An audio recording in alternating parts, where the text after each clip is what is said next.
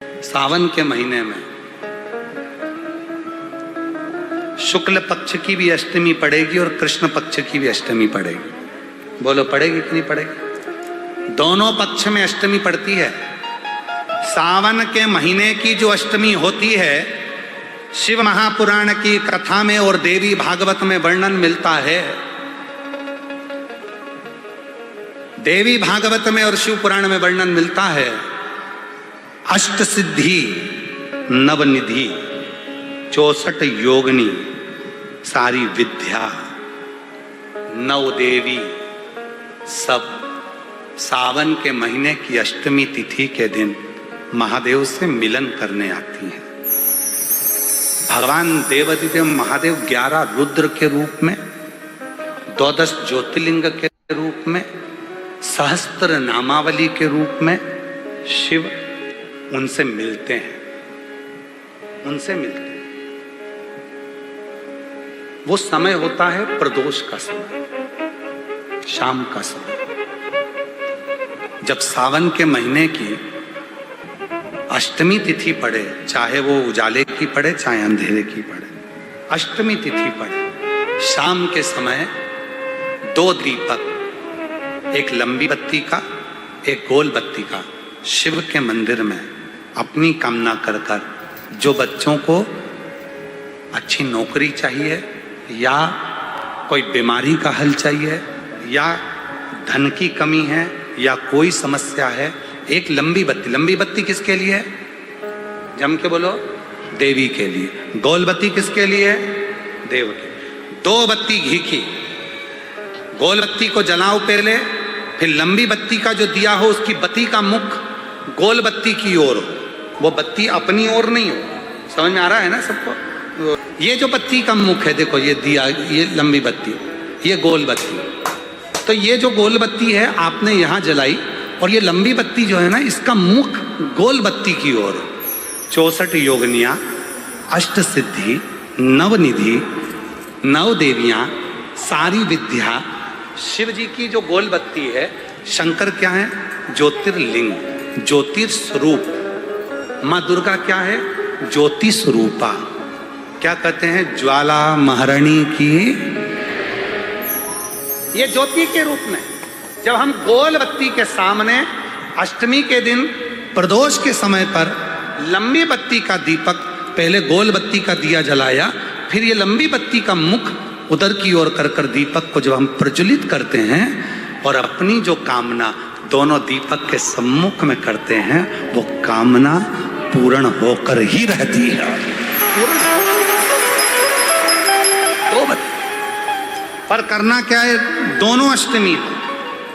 सावन के महीने में जो उजाले पक्ष की अष्टमी आएगी उस पर भी करना है, और जो अंधेरे पक्ष की आएगी उस पर भी करना है। किसी भी अष्टमी तिथि को 12 महीने में शुक्ल पक्ष कृष्ण पक्ष की अष्टमी तिथि पड़ती है।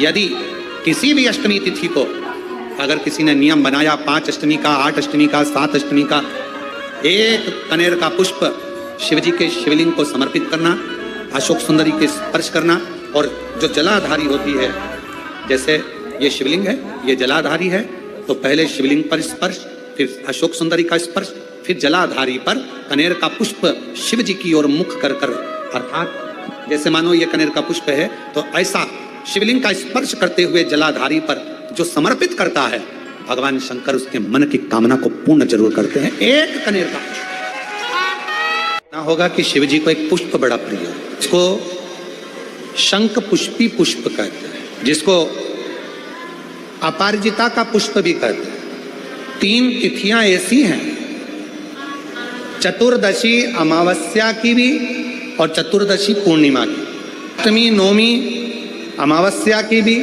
और अष्टमी नवमी पूर्णिमा की। ये वो तिथियां हैं जिन तिथियों में मां नील सरस्वती का स्तोत्र का पाठ कर कर एक शंख पुष्पी पुष्प, एक अपराजिता का पुष्प जलाधारी पर रखकर 7 बार अगर जल का पात्र से जल चढ़ाया जाए और उसी जल को कटोरी में झेल लिया जाए, उस जल को 3 दिन तक लगातार यदि सुबह दोपहर शाम रोज उस बच्चे को देना चालू करी है उसके हाथ पैर भी काम करना प्रारंभ करेंगे, उसकी बुद्धि भी काम करना प्रारंभ करेगी।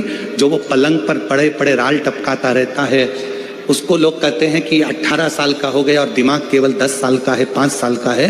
उसमें धीरे धीरे बुद्धि प्रबल होना प्रारंभ हो जाएगी और वो भी एक दिन कार्य करना प्रारंभ।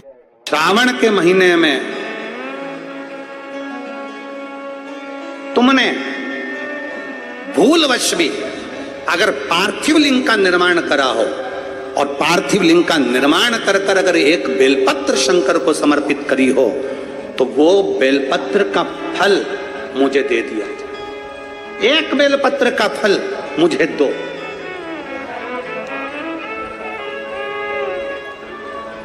एक बेलपत्र का, हाँ, केवल एक बेलपत्र का फल मुझे दे दीजिए, केवल एक बेलपत्र का फल मुझे प्रदान कर दीजिए, केवल एक बेलपत्र का फल मुझे दे दीजिए। एक बेलपत्र, हाँ। पार्वती जी कहती हैं इस बच्चे के लिए मैंने हजारों वर्ष तक अगर तप करा हो तो वो तप भी तू ले ले, मैं तुझे देने को तैयार हूं। 1000 वर्ष का तप मैं घड़ियाल तुझे देने को तैयार हूं, पर एक निवेदन है कि श्रावण महीने में जो मैंने एक पार्थिव लिंग का निर्माण करा और जो बेलपत्र समर्पित करा उसका पुण्य मैं तुझे नहीं दे सकती। 1000 वर्ष का पुण्य ले ले मैं दे दूंगी, पर एक श्रावण के महीने के पार्थिव लिंग के पूजन का एक बेलपत्र का पुण्य नहीं दे सकती। घड़ियाल कहता है मुझे तुम्हारे हजारों वर्ष का तप नहीं चाहिए, मुझे तो केवल एक श्रावण महीने के पार्थिव लिंग पूजन का एक बेलपत्र का फल चाहिए। तब पार्वती जी ने विचार करा, अब जरा विचार आप करिएगा, 1000 वर्ष तक तप करने का फल घड़ियाल नहीं ले रहा है, एक सावन के महीने के पार्थिव लिंग के पूजन में जो बेलपत्र समर्पित किया गया उसका फल ले रहा है। मतलब समझने का विषय है कि एक पार्थिव लिंग सावन के महीने में बनाया जाता है और उस पे एक बेलपत्र चढ़ाई जाती है तो 1000 वर्ष के तप का फल ज्यादा है, उसका फल ज्यादा है। 1000 वर्ष से ज्यादा तप के फल से बड़ा फल है पार्थिव शिवलिंग का निर्माण श्रावण महीने में कर कर एक बेलपत्र समर्पित कर। एक बेलपत्र करिए आप लोगों ने, किस किस ने पूजन करी, जरा हाथ उठाओ। सभी ने करा है, रखो रखो वापिस। अब जरा विचार करिए कि हजारों वर्ष के पूजन के फल के बराबर एक पार्थिव लिंग के निर्माण को और एक बेलपत्र समर्पित करने का फल प्राप्त हो जाए। एक बेलपत्र में वो बल हो जाता है पार्थिव लिंग पूजन के श्रावण महीने के। हमसे लोग कहते हैं क्या पड़ी तुमको सावन महीने में शिवलिंग का निर्माण करवाना, पूजन करवाना, ऑनलाइन करवाना, क्यों? हम कहते हैं भूलवश भी अगर कोई अपने घर में सावन के महीने में पार्थिव लिंग का निर्माण कर लेता है, पूजन कर लेता, भूलवश भी, और एक बेलपत्र समर्पित कर देता है, उसको हजारों वर्ष का पुण्य फल तप का तो वैसे ही प्राप्त होगा।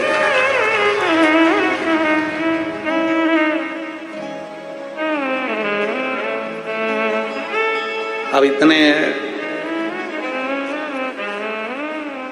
कम से कम जिस दिन पार्थिव लिंग का निर्माण करते हो आप लोग, पूजन करते हो, उतने समय तो कम से कम तुम्हारे विचार तो अच्छे रहते हैं, तुम्हारी बुद्धि तो अच्छी रहती है, तुम्हारा चित्त तो अच्छा रहता है।